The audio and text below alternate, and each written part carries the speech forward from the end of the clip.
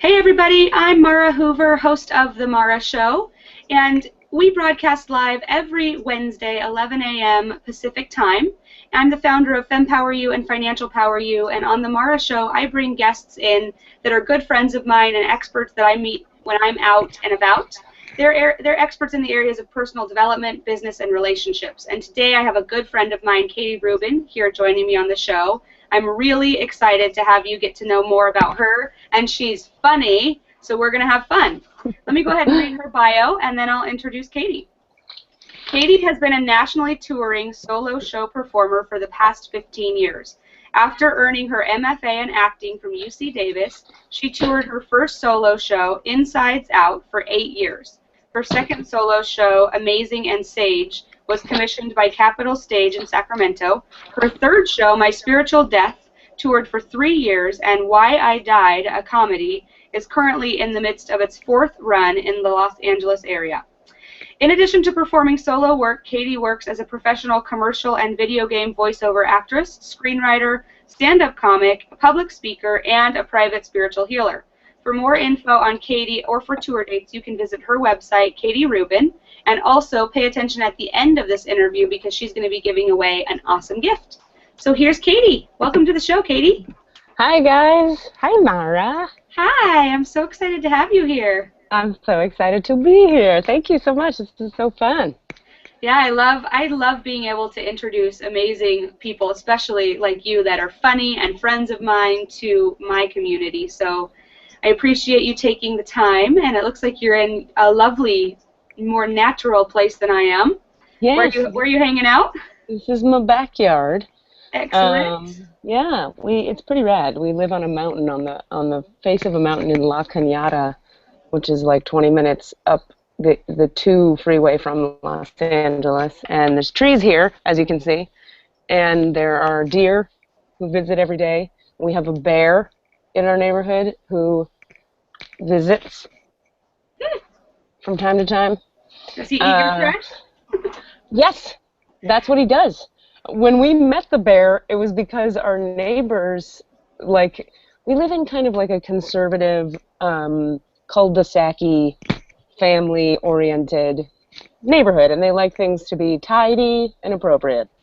So they made very tidy and appropriate and lovely flyers with a picture of a big old bear on the bottom, and the flyer said, a bear similar to this one was seen in John Smith's backyard, be forewarned. And we were all like, okay, whatever. And then the next morning we came and all of our garbage was strewn all across the front yard.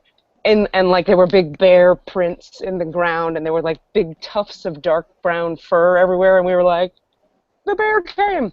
So that's funny. We have a bear. Yeah. A real live bear. Yeah.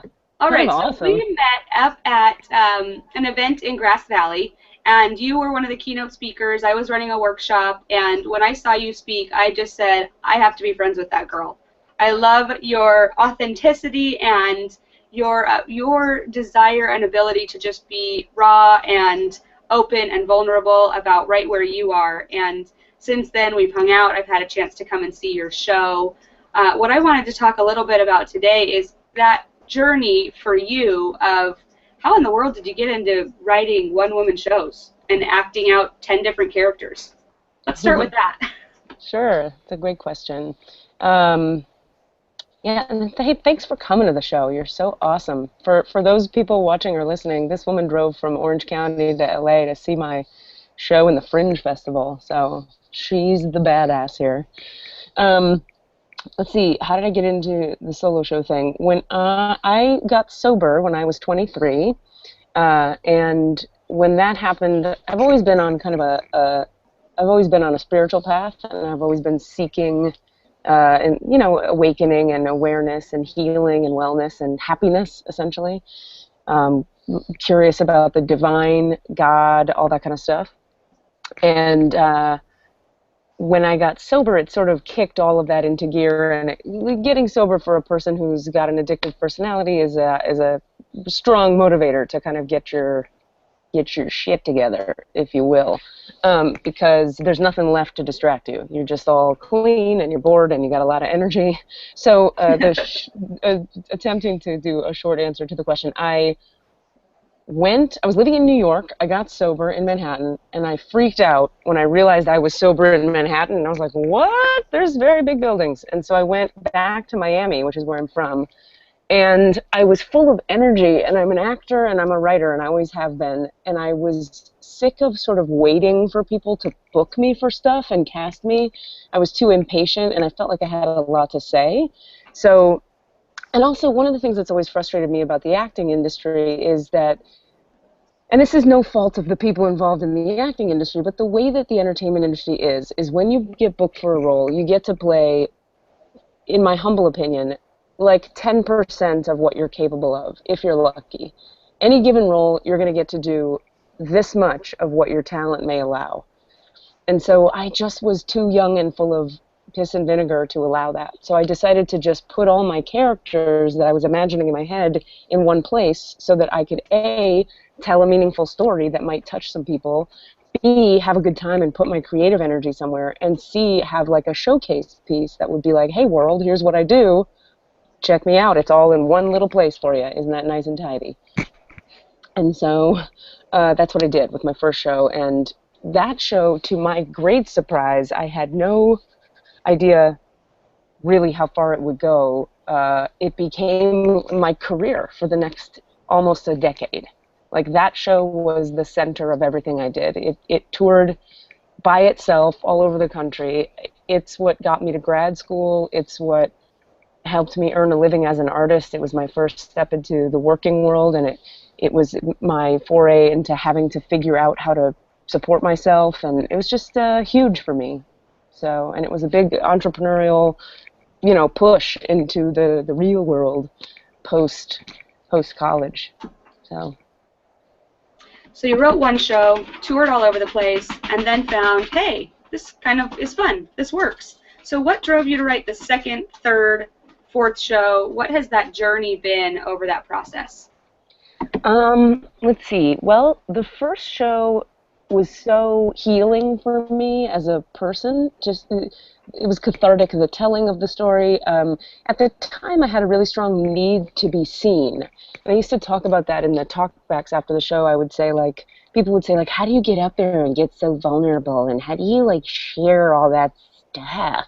And I remember thinking, it's a reasonable question, but for myself at the time, I had such a strong need to just be heard and be seen that I would just say, I just need you people to hear me. I don't know what to say. I need to put these characters out there, and I need to tell my story. So I'm standing here.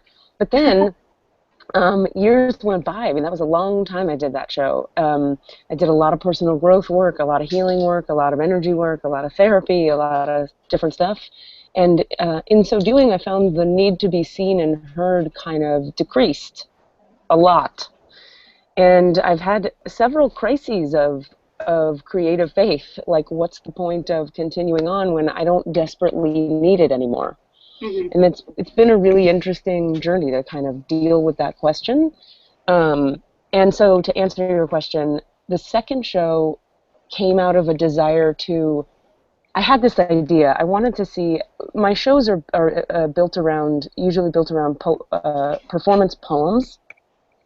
And I've always been a poet, and I write these sort of rhythmic performance poems, which are kind of similar to what people would call slam poems, but they're not like in that particular cadence or in that style of speech, but they're hip and young and edgy, and they're kind of like, I call them like Dr. Seuss poems for adults.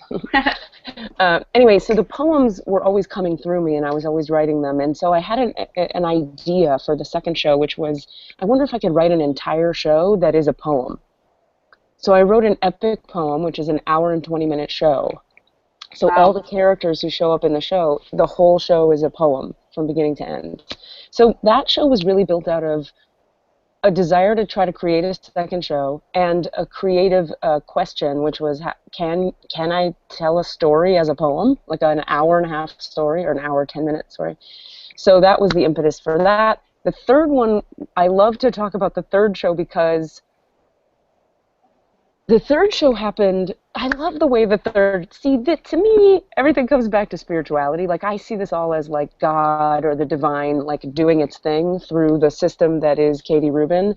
And I think that's what's always occurring. God or the divine is doing its thing through the system of Mara and through the system of whomever, each of us, right? So the third show was, as I was doing my life, and I was directing a lot at this time, and I was working as a regional theater actress, and my second show got commissioned at a theater up north that I love, Capital Stage, capstage.org if you're interested. They're edgy and smart and creative and amazing. They're in Sacramento. They're kind of like my home theater. That's how I feel about them. They produced the second show. As I was doing all that, when I was driving, I started to get jokes coming. And for about a year, I just collected jokes I was just starting to write stand-up comedy, but I didn't think of myself as a comic or work as a comic. But by the end of a year, I had like an hour of comedy material. And I thought, and it was all sort of recovery and personal growth and development related. So I thought I would see, like, I guess maybe I could do stand-up comedy. Like, maybe that's a thing I could do. And I turned that hour of material into an hour and a half show. So there's like 4 characters in that show who kind of narrate and tell. It's a show that makes fun of 12-step recovery, and it makes fun of therapy, and it makes fun of all the healing stuff we're all into, because I've been so into it for so long, I sort of couldn't proceed anymore without making some fun of it. And that's how the third show happened. And I love that story because it came out of nothing that was of my mind's making. It just kind of flowed. So, and then the fourth show is another story, but I feel like I'm yammering. Well, what I love about your story and how things have developed in the conversations that we've had is it's really, you get an inspiration and it's like, I wonder if I could do that. Or I wonder if anybody's ever made a stand-up comedy show making fun of 12-step recovery and personal development. And then you go and do it. And the same thing, like, it wasn't, I think I want to be a stand-up comedian, let's see if I'm funny. It was, wow, all this stuff is happening in my head, maybe I should do something with it. And then from there you've moved into writing your fourth show and then doing a lot of keynote speaking. And I saw you more in the keynote speaking arena where you were actually sharing your message. And it's just so cool to see a woman that's following that guidance, that's showing up for you. And instead of saying, well, I don't want to put myself out there, it was first about sharing your story and being seen and heard. And then I feel like for you, it was, from our conversations, it was more about, now I have a story that I need to share. And by doing that, you're opening, more and more doors are opening for you. So let's talk a little bit about kind of the direction you're going with keynote speaking and where this fourth show is taking you and what you feel like is coming next for you. Cool. Yeah, it's really interesting, the keynote speaking thing, because, again, that kind of emerged organically as an extension of my first show. So I would tour around and just do the show wherever anyone invited me to do it. And I sort of was like, oh, you should pay me $500 maybe. And people would be like, sure, no problem. And they'd pay me $500. And I'd be like, oh, well, you should probably pay me $1,500, and they'd be like, no problem. And then eventually I was like, you should pay me, and I just like kept sort testing. Kind of understanding that the thing was worth something. And it was like I learned on my feet that the show had value and that I could earn a living with it. Like, I like that saying, they say, you make a living by what you get and you make a life by what you give. Oh, I like and that. I sort of like I feel like the first show taught me that those things could be one and the same. Like that if I created a piece of theater that was touching and inspiring and moving enough, or entertaining enough, or both, that how I was living and what I was getting, what I was giving and getting were sort of mutually beneficial. And that was kind of my ideal. It's still my ideal. Anyway, so then out of that, people just started to say, like, come talk at this college, and also through my connections in the sobriety world, I got asked to go speak places and so on and so forth. And that's just continued ever since, and I absolutely love speaking to groups of people. I just love it, and I had no plans of doing that in my life. No conscious plans of it. But as it has evolved, I've discovered I was talking to someone yesterday about, they were like, somebody said to me, because I'm doing a lot of stand-up these days, and my fourth show, and someone said, do you get nervous before you go on stage? And I said, it's funny, I get most nervous before a stand-up show. I don't, I get a little nervous before my solo shows, like right before I get, like the adrenaline kicks in and I'm like, I have to pee, but there's no time, I have to go on stage right now. Um, but not as bad. Like with a stand-up show, I'm nervous like for 8 hours ahead of time. I'm like, it's going to be terrible, nobody's going to laugh, it's going to be awful, I hate myself.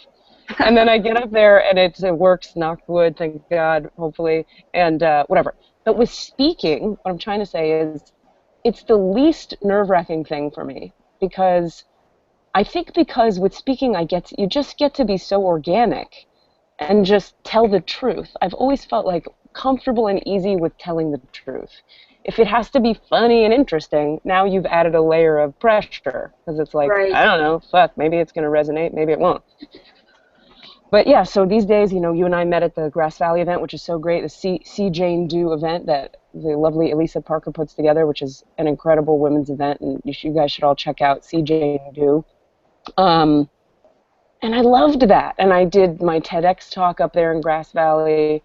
There's just something so liberating about, hey, here's a topic, let's talk about this, go. And I usually plan an outline. I have a very, there are bullet points I need to hit so that I can make the point I'm trying to make. And then I sort of organically weave my way through those bullet points. That's how I do it. So. Well, and the conversation that you were, because I feel like for you and even when I'm speaking, my whole goal is to have a conversation with the audience, whether I'm speaking to 20 people or 2,000 people. It's how can I interact so that this group not only gets the message that I'm sharing, but feels like they're involved in it. And Right. you had everybody in stitches over this idea of how much we pursue our passion to the point of exhaustion. And I think Yeah. that is something we can discuss a little bit right now, if you want to jump into that. Just, what is Sure. your perspective on passion and purpose, and how has that weaved through your life as you keep having these new things show up for you, and you're like, okay, well, yeah, sure, I guess that's the next step. How have you kind Yeah. of stepped into that? You mean the passion issue? Yeah. Hmm. Well, like I talked about that day, uh, I just have a particular path with passion that is. I often think it's specific to me, and no one will relate to this. But it was cool to get to talk about it to you guys because I discovered how resonant it kind of was to you guys who were there. But yeah, as an addictive personality person, like I said, I got sober when I was 23, and like the addictive personality thing doesn't like go away. I mean, it sort of does. Like I've done a lot of spiritual work, and that stuff really calms one down and gives me the ability to pause before I take action. But it's not easy, and my immediate default nature is just like compulsivity. Like have a feeling, do it. Have a thought, go. Like no pausing, just go, go, go, go, go. And so there came a point for me in my process where it was about 7 years into being sober, where I had driven myself into the wall. I mean, I was working a lot. My show was touring all over the place. I was busy, and my life looked kind of impressive, and my resume was good, and I was dying. Like my heart used to say, like my heart felt like really tight, like my heart was like a tight, like cement ball in the middle of my chest. And I was big into meditating. I was doing transcendental meditation at the time, and I would meditate twice a day, and I would be calm for like 20 minutes during the meditation, and then I would finish and be like, and I'm miserable again. What just happened? And so it came to me actually in meditation one day that I needed to get this sort of like God thing going in my body. Like I needed to get a spiritual connection that was real and that was lasting and that would bring me peace. And the short version of a very long story is, and by the way, this story is the story of my fourth show, as you know, because you've seen it. Yes, and everyone should go see it. It's amazing. And we'll talk a little bit about the schedule a little bit later. Okay, awesome. But I was so essentially what happened was my my need to heal my compulsive work addiction and my heavy pursuit of passion addiction got me connected to the divine and like chilled me the hell out after several years of deep spiritual work. I really do have like I believe we have to live our passions, but today I'm pretty certain that like balancing that with rest and nature and fun and doing nothing, like, you know, there's a saying in 12-step recovery, they talk about you want to be a human being, not a human doing. And it's cheesy and annoying, but it's true, as are most of these annoying sayings that I hate. They're all pithy and short and annoying and true. And yeah, so that's kind of my practice today. It's like I went full circle. I was like an all passion all the time girl, like only live your passion. And if you have a job that you hate, you get out now, and you're a loser if you don't do passion, passion, passion, crazy passion. And then that almost killed me. And then I stopped and became all surrender, surrender, Om Shanti, let it go, the universe guides, flow and receive, flow and receive. And then that got real boring.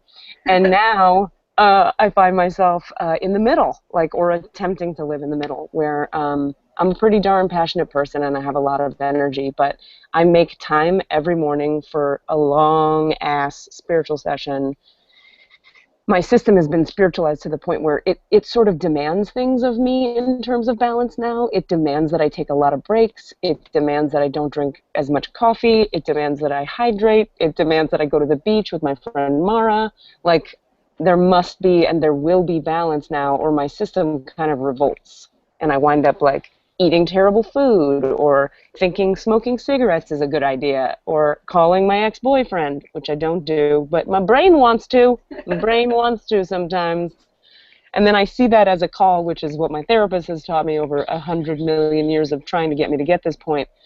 She's like, Katie, when you're wanting to act out addictively, like when you're wanting to eat a cupcake that you don't need and don't really want, or when you're wanting to smoke a cigarette, or when you're wanting to call the ex, it's about checking in with yourself, checking in with the inner child, and going, okay, what do I really need right now? Like, what need is not getting met? And for me, personally, as a passion pursuer, like I've always been like that, and as an addictive, I'm going to get everything done and be amazing person, for me, the need often comes back to nurturance, like peace, femininity, mommy love, nurturance. And my sort of life process today is about that, is about teaching myself, reparenting in a way. How do I nurture myself after a day? Like yesterday was insane. I had 3 huge auditions. They were huge to me. They felt huge. They were huge to my nervous system. My nervous system's like, oh my God, this is a mess. And then you're let down. And then, oh my God, and then maybe I'm not going to get it. And then, I mean, it's a very crazy road, this entertainment stuff.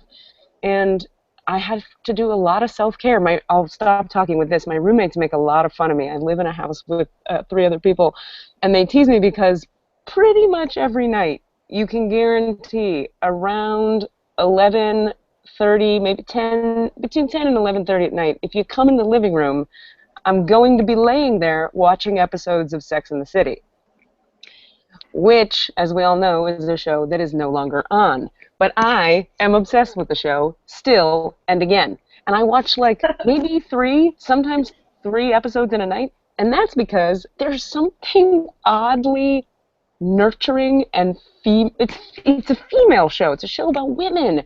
And it's a fantasy show, and none of us look like that or live like that. But like it just takes everything in my nervous system down like 10 notches. And I often find I can't do my evening meditation if I haven't watched a little bit of TV, because the TV just brings me down. It shuts your brain off almost. I totally understand. My therapist calls it regenerative dissociation. At least there's a real term for that now. Right? And I feel like as long as you're not spending all day watching Sex and the City, there's nothing wrong with checking out with a little TV. She says, to convince herself so that she doesn't feel embarrassed about it. Right. As she's broadcasting nationally. So last night you were even doing an audition at midnight, right? Yeah. Oh my gosh. Yeah, that's one crazy day. It was a crazy day. I had I had a morning audition, which was really fun for a TV show here in Los Angeles, um, which was a hilarious story that I should tell you. But then just to give you the shape of it, so that was at 11. And then from like 1 to 3, I was at home taping a voiceover audition where I played, okay, this is fun, we'll do this. The morning audition was to play a pilot, like a Navy pilot on a TV show that's on TV now. And then the midday audition was a voiceover to play like an angry lady who's also a witch and becomes possessed by the devil, like you do. And then the midnight one was my agent in Albuquerque needed someone who could do a Yiddish accent for a TV show and play a woman who has just come over to America in 1940s Russia. Like she's come from Russia to America on the boat in the 1940s. So like all over the map. That's really fun. I love that. Talk about stretching yourself. I mean, that's what I loved about watching you when you were doing your 4th show that I just got to come up to LA and see. It was amazing to see that talent to jump from this voice to that voice to, I mean, can you give like a tiny little snippet of some of those different characters and how that story ties together so that we can whet the appetite of the audience to come and see it? Sure. We'll do a little show in my backyard here. Yeah, let's see, God. Okay, so in that show there's me, just me as me narrating and telling the story of this kind of spiritual awakening I had. And then, there's Stan, my like really pushy producer, who's like, Katie, get off your shit, make a show, make things happen, go. Stop talking, stop putting things on paper, go. That's Stan. And then we meet a character who we call the codependent mugger, who is, she's very worried about you. I'm going to mug you now, but are you okay? Is it cold? Are you cold? You don't have it. What? You kids don't have your gloves on. What? You go out at night in the cold without your gloves on? Why? You think that's smart? Don't look at me like that, son. I'm thinking of what's fucking best for you. You two are making me curse a lot, and I do not like that. Where are your wallets? But take your time. It's cold out here. You're gonna break your fingers off getting in those pockets with your skinny jeans on. My God. With your skinny jeans all cramping up your bubbles. Why? That's her. She's the codependent mugger. And then the character of me continues to try to write a show, and she's trying to write a show, and the Stan character is like barking in her ear, you gotta hurry, you gotta hurry. And along the way, we're meeting all the people who are on the journey. We meet my super new agey friend, Willow, who says things like, Sat Namaste, Katie. She's very, she's great. And she talks about, I'm at my spiritual life center right now, and I'm just about to hear our spiritual light minister do one of her guidance downloads. She's amazing. Maybe you've heard of her. Her Earth name is Michelle Bleachman, but her star name is Moko Kerekile. Do you know her? That's Willow. And then all kinds of stuff happen. Oh, and then we meet Habiba, the Egyptian camera lady who is taping the lady named Berlin. Who's like, y'all, hi, my name's Berlin, and I'm selling y'all this product that I love. It's called the Tummy Tightener. And my kids are in school, and I got to go pick them up in an hour, so I'm going to take this right now, and I'm going to say inappropriate stuff about Islamic people. And then Habiba, the Egyptian woman who's the camera woman, interrupts her, and they have a whole big fight. And there's a bunch of other characters, and it ends with Maria, the Cuban curadora, who's like a Cuban lady who happens to have the gift of healing. And she works in the children's hospital of the children with cancer. She tells a whole crazy story about healing this little boy, and then the father of the little boy was standing in the room but watching me heal the little boy, but I didn't know that he was there. And this guy goes crazy, starts yelling at me and throwing things at me, and how dare you say Catholic prayers over my son? And we have a fighty, and I say, okay, asshole, be quiet, I am working. And I get fired from my job. It's a whole thing. You have to see the show to understand.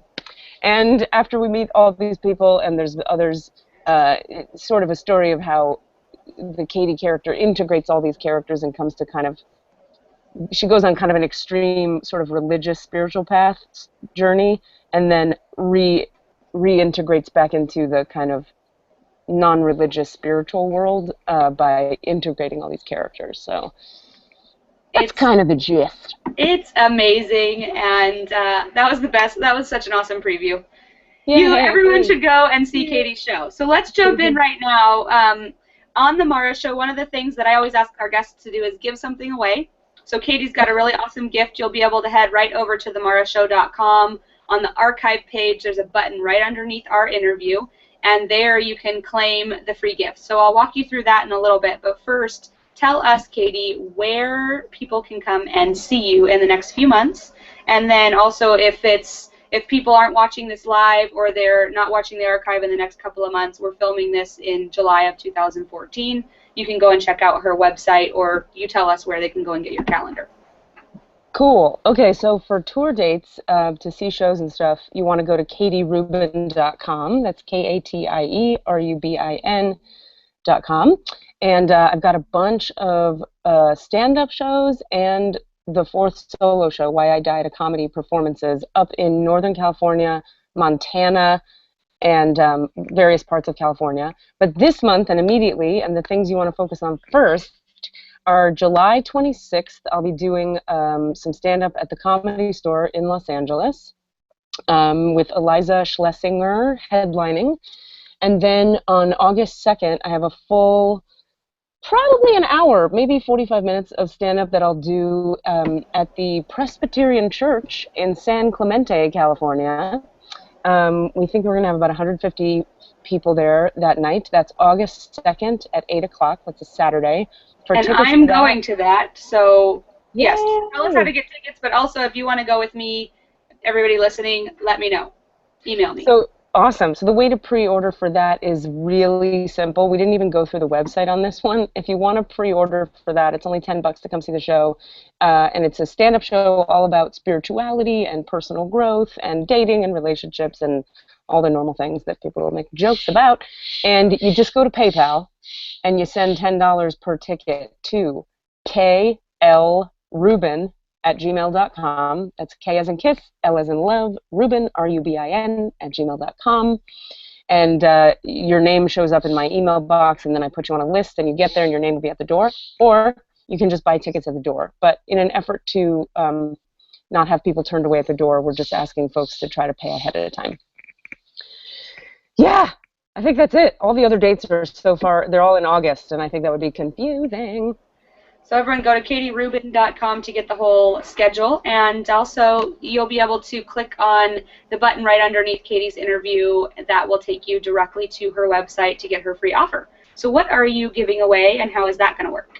Oh yeah, okay, so one of the things I was blessed with the opportunity, to do recently was to do a TEDx talk in Grass Valley, California. I love Grass Valley, California. Woo, woo, Grass Valley people.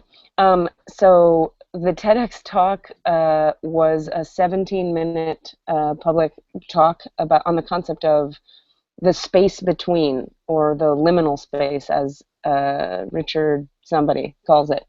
And so the link that is that Mara has that is below this interview takes you directly to that talk. So we're offering that to you for free. It's a mini version of my sort of spiritual awakening story, and it talks about how I've gone from being sort of an atheist, empiricist, angry lady to being the very chill spiritual person you see before you. There's loud noises all of a sudden. I think our street cleaner is coming. Can you hear that?